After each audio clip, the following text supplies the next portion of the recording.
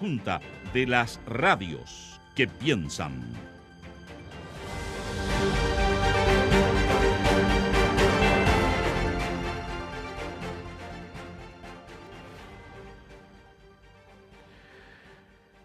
Son las 8:11, continuamos en Radio Análisis y bueno, ya que estamos hablando de derechos humanos y de la importancia de los derechos humanos siempre y en toda circunstancia, queremos contarles y agradecer que hoy a las 7 de la tarde se vaya a presentar en la Casa del Maestro del Colegio de Profesores, ahí cerca del Metro Camin, un informe sobre la reparación integral a las víctimas de violaciones de derechos humanos ocurridas en el marco del estallido social. Este es un informe que analiza lo que ha hecho el Estado de Chile y todo lo que falta por hacer.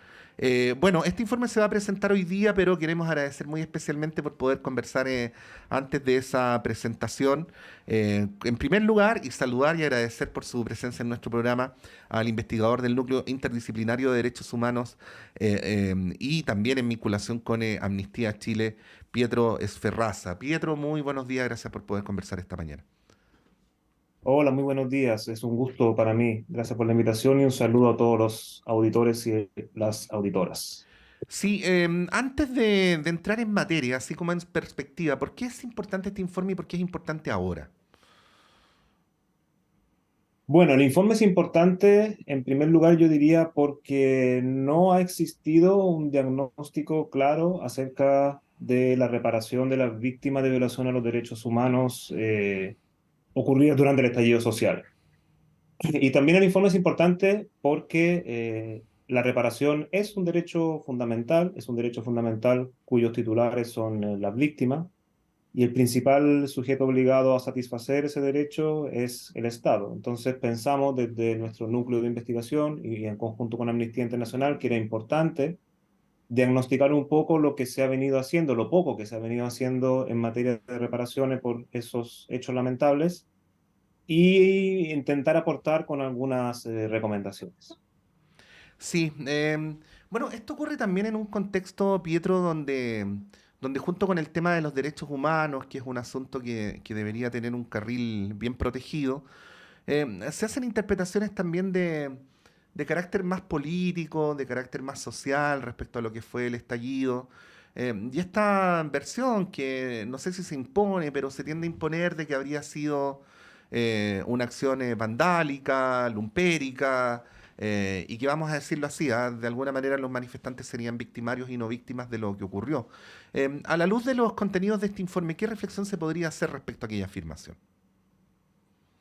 Sí, yo, o sea, estoy de acuerdo con que es evidente que el tema tiende a politizarse, pero lo que intentamos hacer en el informe es objetivar lo más posible, digamos, la discusión y nos basamos para ello en los estándares internacionales de derechos humanos sobre el derecho a la reparación integral. Ujú.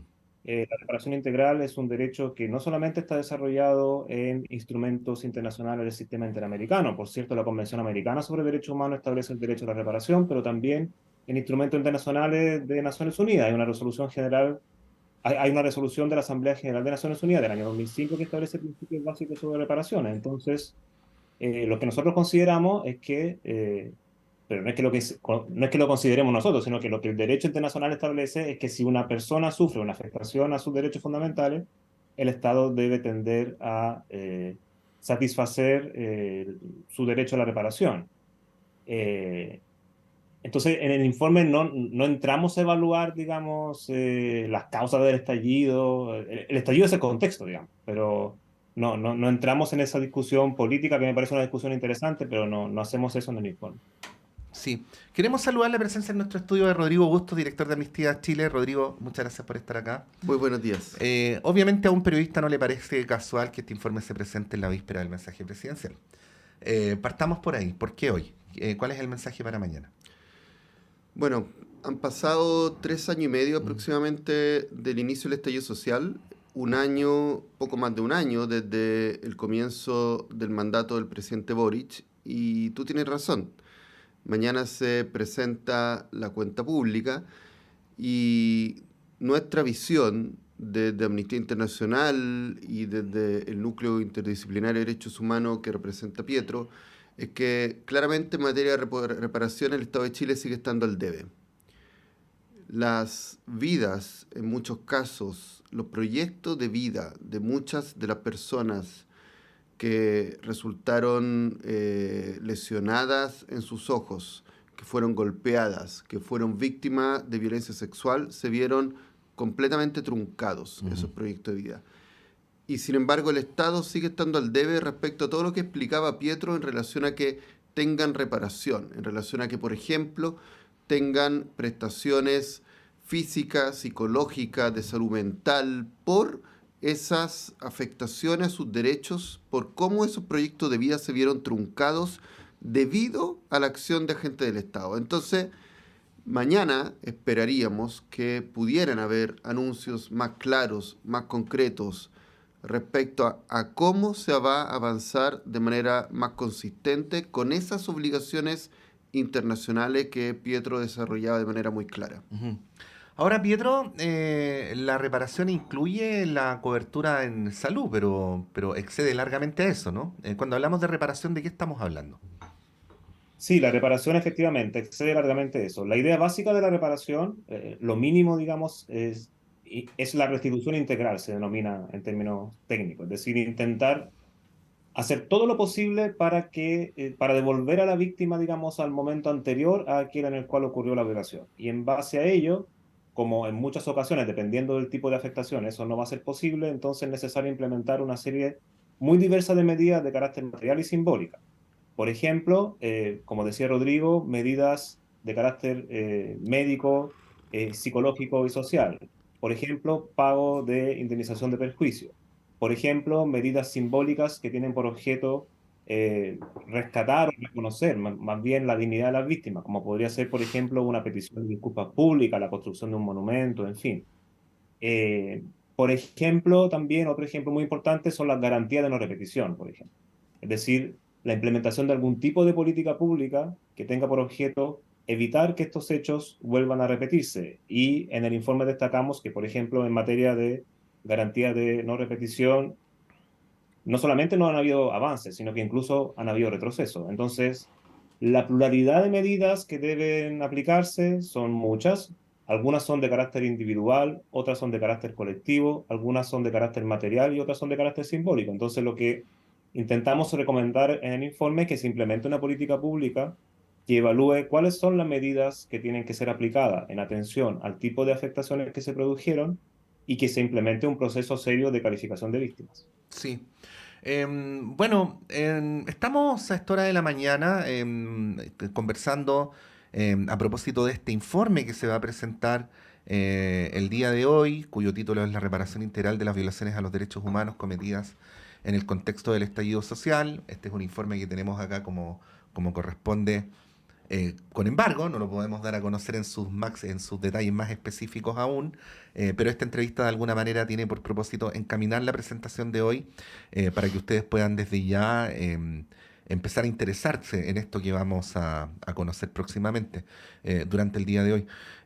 Rodrigo, bueno, retomando un poco lo que tú decías respecto a la antesala del mensaje presidencial, estamos en una circunstancia donde parece haber poco y nada, ¿no? Y donde además el tema ha ido saliendo de la voluntad política, ¿no? O del debate político. ¿Qué reflexión podrías hacer sobre esto? Porque en los tiempos posteriores al estallido fue de tal envergadura lo que ocurrió que llegaron comitivas, delegaciones de los principales organismos de derechos humanos del mundo a observar in situ lo que estaba ocurriendo, es decir, generó una atención mundial, pero hoy día en términos institucionales es como si esto no hubiera existido, ¿no? ¿Qué reflexión se puede hacer sobre eso? ¿Cómo llegamos a este punto desde el punto de partida que yo menciono? Tú tienes razón. Durante el estallido social hubo 4 informes internacionales. Uno fue el de Amnistía Internacional y señalamos que habían graves y generalizadas violaciones de derechos humanos que se habían cometido por agentes del Estado. También hubo otros 3 informes de organizaciones y organismos internacionales. se señaló, y en general en eso no había discusión, de que eran las violaciones de derechos humanos más graves desde el fin de la dictadura. Y es muy preocupante que hoy día, a 3 años y medio del estallido social, haya esta suerte de visión, de planteamiento de gran parte de la clase política que busca como dejar atrás lo ocurrido como si nunca hubiese sucedido. Y hay diputadas que incluso a veces, como la diputada Cordero, que se atreven casi a negar la violación a los derechos humanos o su magnitud, como ocurrió con su frase respecto de la senadora Fabiola Campillay.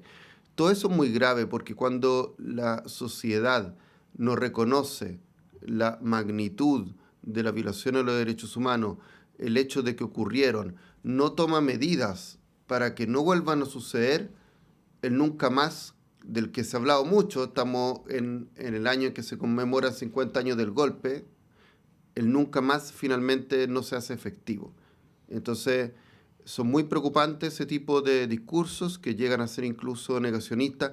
Es muy preocupante lo que planteaba Pietro, en el sentido de que, por ejemplo, tampoco se ha avanzado en garantías de no repetición tan claves como es una reforma profunda y estructural a Carabineros de Chile, y no se ha avanzado, Patricio, en otra medida, en otro tipo de medidas que también son fundamentales, que no tienen que ver solo con la reparación de la víctima en términos de lo que hablábamos, de prestaciones físicas, psicológicas, sociales, sino que esclarecer los hechos, investigarlo y sancionar a los responsables también se entiende como una forma de reparar a las víctimas. Y ahí, en general, el escenario es de mucha impunidad. De casi 11.000 denuncias de violación a los derechos humanos, solamente hay hasta el momento 16 condenas, lo que equivale prácticamente a un 0,1% de los casos. Entonces, de nuevo, los discursos que tú mencionas, políticos, más todo este otro panorama, finalmente hace muy poco posible de que realmente en el futuro no vuelvan a ocurrir graves violaciones a los derechos humanos como las que se vivieron durante el periodo del estallido social. Sí, escuchamos al director ejecutivo de Amnistía Internacional Chile, Rodrigo Bustos. Tenemos también a través de la de Zoom, ¿no? De eso. En resumen, ¿no? Para no decirlo de una manera más pomposa que como es, a el investigador del Núcleo Interdisciplinario de Derechos Humanos, Pietro Ferrazza. Bueno, yo justo hablaba más temprano, no quiero salirme del tema, sino darle un marco, Rodrigo Pietro. Justo hablaba más temprano de este informe que se dio a conocer ayer respecto, es una encuesta más bien, respecto a el aumento en la adhesión hasta una proporción significativa de la población a la dictadura, ¿no? A la dictadura de Pinochet. Y me preguntaba cómo es que llegamos a un punto donde cuestiones que deberían en realidad merecer un repudio unánime se vuelven opinables, se instalan dentro del ámbito de las supuestas discrepancias legítimas, porque esto no tiene nada que ver con posiciones políticas, estamos hablando de cuestiones muy elementales, ¿no? O sea, Pietro, Rodrigo, corríjanme ustedes si lo que aparece en este informe hubiera ocurrido en cualquier otra circunstancia, ustedes hubieran hecho lo mismo. Por lo tanto, no tiene que ver con quién estaba circunstancialmente en el gobierno, con cuál es su sistema de ideas, tiene que ver con cuestiones mucho más elementales y sin embargo tendemos a ver en nuestra comunidad, en nuestra sociedad, que estas cosas se vuelven como opinables. O incluso que alguien puede decir, una autoridad del Estado puede decir no existió, ¿no? Pietro, quería pedirte ahí una reflexión, ¿no? Porque también es un poco inevitable hacer la conexión de que este informe aparece en un año donde además estamos conmemorando los 50 años del golpe. Bueno, y los 75 de la Declaración Universal de los Derechos Humanos.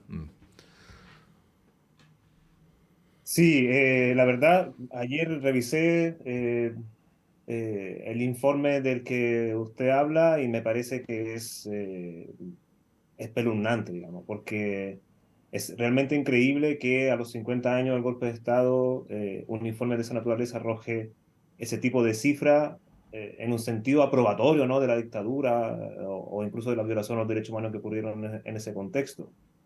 Y yo creo que un informe de esa naturaleza y un poco también el informe que nosotros presentamos nos debe convocar como comunidad política, digamos, a una reflexión profunda. Porque los derechos humanos, ¿cómo explicarlo de una manera sencilla? Son mínimos básicos de humanidad. Es decir, son normas básicas de convivencia, son mínimos básicos respecto de los cuales todas las personas somos titulares, independientemente de nuestras diferencias. Entonces, desconocer, digamos, o incluso aprobar un régimen de gobierno que de una manera sistemática y generalizada cometió diversas y atroces violaciones a los derechos humanos durante casi 2 décadas y no tener conciencia de ello, yo creo que es muy preocupante. ¿A qué se debe eso? Bueno, yo creo que falta más reflexión también para identificar las causas de eso. Mi impresión es que tenemos un problema grave con el ejercicio de la memoria. No es que la memoria no se ejerce, la memoria se ejerce. La memoria se ejerce por la sociedad civil, la memoria se ejerce por las agrupaciones de víctimas, la memoria se ejerce por los sujetos individuales, pero creo que hay un problema profundo en relación con las políticas de la memoria impulsadas desde el Estado. Eh, entonces, me parece lamentable y creo que debemos reflexionar en conjunto sobre cómo, digamos, modificar ese estado de cosas, de tener una discusión seria, por ejemplo, en materia de memoria. Nosotros, en Chile, por ejemplo, no existe una ley de memoria histórica. Ujú. No digo que sea la solución, ¿no? Hay modelos comparados que tienen una ley de memoria histórica y siguen teniendo problemas de memoria. Hay diferentes experiencias en ese sentido, pero ¿por qué no tener, digamos, una reflexión seria, quizás en sede parlamentaria, sobre legislar, digamos, algunos mínimos, algunas políticas mínimas sobre el tema de la memoria? Me parece que eso es indispensable y bueno, y es realmente preocupante lo del informe. Rodrigo. Patricio, yo estoy de acuerdo con lo que dice Pietro y un poco en la misma línea. Hace 10 años, cuando se conmemoraron 40 años del golpe de Estado, recordamos que el expresidente Sebastián Piñera habló de cómplices pasivos. Y había un cierto discurso desde el sector que representa y la sociedad en su conjunto, hace 10 años atrás, donde se planteaba que habían ciertas cosas que no debían permitirse en ningún tiempo, en ninguna circunstancia. Como dice Pietro, y señalabas tú, recordabas que hace 75 años se suscribió la Declaración Universal de Derechos Humanos, hay ciertos mínimos civilizatorios que deberían respetarse independientemente del gobierno de turno, y que hoy día, a 50 años del golpe de Estado, se justifiquen, se nieguen, si trivialicen, si minimicen las violaciones a los derechos humanos, es algo muy grave. Estoy de acuerdo en lo que plantea Pietro, en que aquí hay una responsabilidad especialmente de las políticas del Estado. Entre otras cosas, yo creo, Patricio, que falta a la juventud, en los colegios, en el ámbito educativo, mucha información sobre el nivel de brutalidad que se cometió durante los 17 años de dictadura. En ese periodo se ejecutaron personas, se hicieron desaparecer, se torturaron. Rodrigo, y disculpa que te interrumpa brevemente, ¿ah? La palabra tortura, para resumir, tiende a esconder lo que específicamente se entendía por tortura. O sea, la tortura en la dictadura de Pinochet no era doblarle un dedo a alguien. Lo tengo muy claro, Patricio. Lo sé, bueno, Rodrigo, lo sé que lo tienes más que O claro. sea, yo creo que lo tenemos claro los Sí. tres y quizás buena parte de las personas que nos están escuchando, pero efectivamente, en mi caso, mi padre, mi madre y otros Así es. familiares fueron torturados en Villa Grimaldi, en Tres Álamos, en Cuatro Álamos, en distintos centros de tortura. Mi padre también en la Clínica Santa Lucía.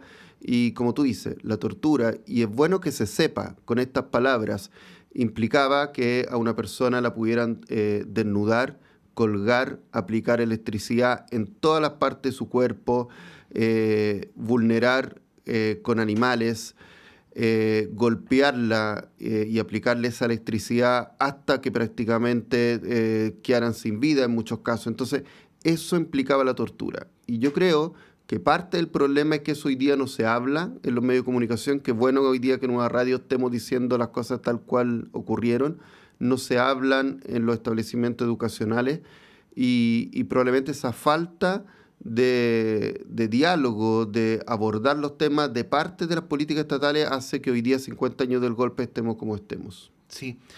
Rodrigo, para finalizar, nos convocamos esta mañana, les convocamos para hablar de este informe que se va a presentar el día de hoy. Así es que les invitamos a leerlo, no lo queremos minimizar para nada, pero ocurre esto otro simultáneamente también. Creo que es bueno hilvanar ese diálogo, esa conexión. Pero para finalizar y volviendo al tema del informe, porque insistimos, no queremos para nada quitarle la importancia a este documento y al tema. Hablamos al fin y al cabo de articular, Rodrigo, una política, ¿no? Pero una política se construye con medidas. Si tú pudieras decir cuáles son las medidas más urgentes que debería tomar el Estado para avanzar hacia eso que ustedes plantean, ¿no? La reparación integral a las violaciones de los derechos humanos cometidas en el contexto del estallido social. ¿Qué es lo que se debería hacer? Bueno, son un conjunto de medidas muy diversas. Pietro también antes mencionó varias de ellas. Una de las cuestiones que no deja de ser relevante es que simbólicamente el Estado tiene que tener una consistencia en reconocer esta violación a los derechos humanos. Cuando, Patricio, hay incluso autoridades del Estado, del Parlamento, que las desconoce, que las trivializan, que las justifican, la violación de derechos humanos cometida durante el estallido social, eso claramente implica una revictimización de cada una de las personas que sufrieron estas brutalidades durante el estallido social. Pero además se requieren prestaciones físicas, psicológicas, sociales a todas estas víctimas que vieron truncados sus proyectos de vidas. En algunos casos también sumas de dinero, indemnizaciones para poder de alguna forma compensar lo que vivieron. Como decía Pietro, lo que la reparación busca finalmente es que las víctimas puedan de alguna manera volver al estado anterior al que estaban antes de sufrir la violación a los derechos humanos. Como eso en muchas situaciones no es posible, este conjunto de medidas tiene que al menos intentar compensar en la mayor medida posible la situación en la que se encuentra. Entonces este conjunto de medidas debieran ir en esa dirección. Te hablaba anteriormente que debiera avanzarse también en la investigación y sanción de las violaciones de derechos humanos, en garantías de no repetición. Todo eso también construye esta reparación integral y nos hace avanzar, y eso es bueno recordarlo, no solo por el estallido social, sino a los 50 años de la conmemoración del golpe, a los 75 años de la Declaración Universal de Derechos Humanos, nos hacen avanzar realmente hacia ese nunca más, hacia una sociedad donde se respeten los derechos humanos de todas y todos. Hemos conversado esta mañana a propósito de este informe. Va a ser presentado a las 18:45 en la Casa del Maestro. Esto queda en General Bulnes con Metro Camin, ahí, ¿no? Hagan lo siguiente mejor, olvídense de la dirección. Se bajan en el Metro Camin y caminan hacia la costa, y cuando lleguen a la esquina de General Bulnes hay una casa maravillosa ahí que es una de las propiedades patrimoniales de gran importancia patrimonial del Colegio de Profesores y Profesoras de Chile, Catedral 2395. Muchas gracias. Ahí queda la Casa del Maestro donde se va a presentar este informe. Entiendo, Rodrigo, que es de invitación abierta. ¿Quién quiere asistir? Así es. Sí. Ahí, bueno, en nuestras redes sociales hay un link también para que las personas se puedan inscribir en un formulario. Bueno, ahí se va a estar presentando este informe, Reparación Integral a las Violaciones a los Derechos Humanos cometidas en el contexto del estallido social. Queremos agradecer a nuestros invitados, a Pietro Sferrazza. Pietro, muchas gracias por estar esta mañana con nosotros. No, muchas gracias, Patricio, encantado. Y a Rodrigo Bustos. Muchas gracias, Rodrigo. Muchas gracias, Patricio. 8:33, breve alto y continuamos con las conversaciones.